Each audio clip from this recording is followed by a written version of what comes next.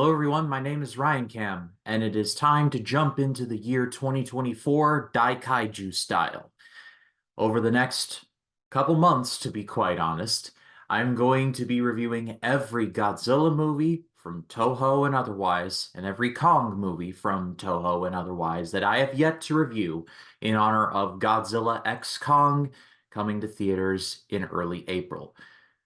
Yeah, this is going to be a very long series, y'all. I'm going to be covering everything from the Showa, Heisei, Millennium, and modern era Godzilla, and Son of Kong, which is today's review, the Toho Kong movies that they made in the 60s, the remake and its sequel from the 70s directed by John Gillerman, and the Peter Jackson remake along with Kong Skull Island. So there's going to be a lot of giant monster movies here on the channel over the next couple months or so. But I think this is going to be a very interesting series at least because Godzilla and Kong are just two monsters that have just had, like, when people think of giant monsters, they think of either Godzilla or Kong, sometimes more the former than the latter.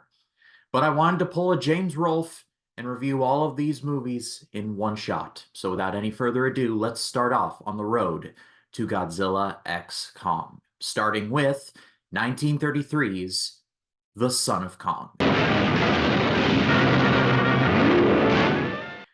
The Son of Kong was directed by Ernest Schoedsack. It was released in 1933, like I mentioned, and this is the only canonical sequel to the original King Kong from 1933. If those dates sound the same, that's because they are the same. As a matter of fact, the first King Kong movie was so successful that RKO Radio Pictures went to Ernest Schoedsack and said, "We're going to need a sequel this year to coincide with the Christmas holiday." And so basically, Ernest Schoedsack and team had about 9 months to create a sequel to King Kong because King Kong made a lot of money at the box office. So The Son of Kong is essentially a cash grab. I don't think I've seen this level of cash grab since when Warner Brothers said to the Wachowski siblings, "We're going to need two more Matrix movies," and then released them the same year, Matrix Reloaded and Revolutions in 2003. It catches up with the main character of the first film, Carl Denham, once again reprised by Robert Armstrong. Because of the events in New York in the first Kong movie, he has been lawsuited nearly to death, to the point where he is pretty much bankrupt at this point. It's sad to see, but is invited back to the island to, well, see if he can salvage anything. And what they encounter is the Son of Kong. Like I said, this movie pretty blatantly a cash grab. I think there is an unfair reputation with that label, but it's fairly obvious that RKO Radio Pictures had a hit on their hands with the first King Kong and wanted to strike while the iron was hot. The first King Kong movie is one of the greatest monster movies of all time. I've already reviewed it, actually, I think twice. Once for the AFI project and once for a Scary Mania, I believe, but I'll double check that.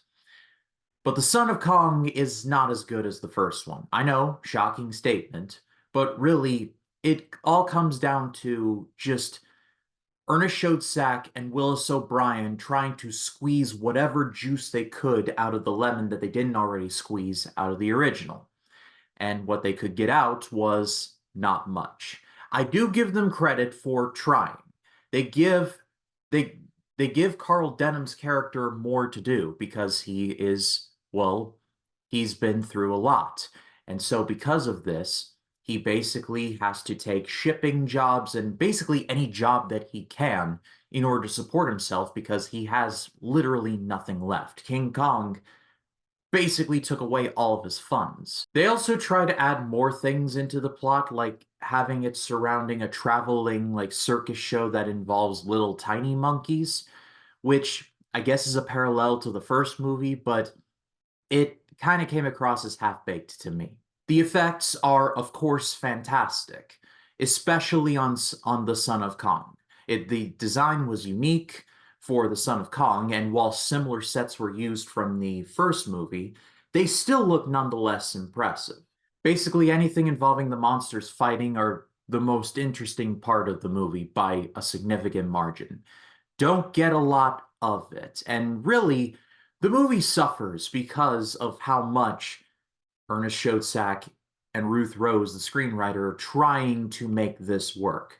This movie is not even 90 minutes long. It's an hour and 9 minutes.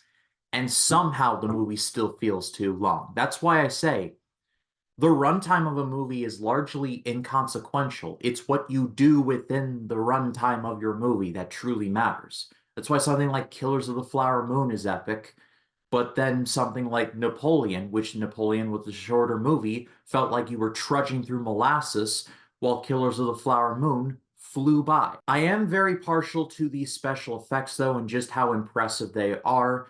So I am going to give the movie a good rating. It is a definite step down in quality from the original King Kong, but really, that was baked into the cake from the beginning. I'd give Ernest Schoedsack and Ruth Rose and Willis O'Brien and Robert Armstrong, for that matter, all the credit in the world for trying to make this feasible. It didn't really work, but there is an earnest attempt to try and make something out of this. The movie is available online if you're willing to look in the right places for it, so check it out if you are so inclined.